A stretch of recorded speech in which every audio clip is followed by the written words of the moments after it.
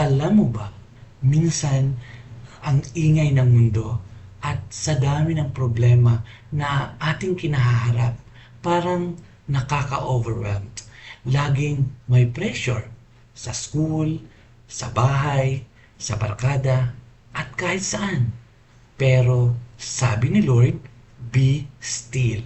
Sabi nga sa Awit Kapitulo 46, versikulo 10, sinasabi niya, ihinto ang labanan. Ako ang Diyos, dapat ninyong malaman. Kataas-taasan sa lahat ng bansa, sa buong sanlibutay, pinakadakila. Ibig sabihin, chill ka lang, ako ang bahala.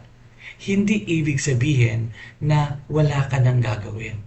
Pero ang ibig sabihin, huwag ka nang ma-stress kasi si Lord in control.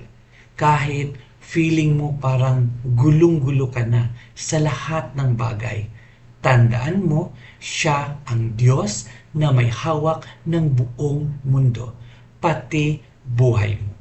Kaya kapag feeling mo stressed ka, stop, breath, and remember, God's got this. Manalangin tayo. Lord, tulungan mo po akong magtiwala at magpahinga sa presensya mo.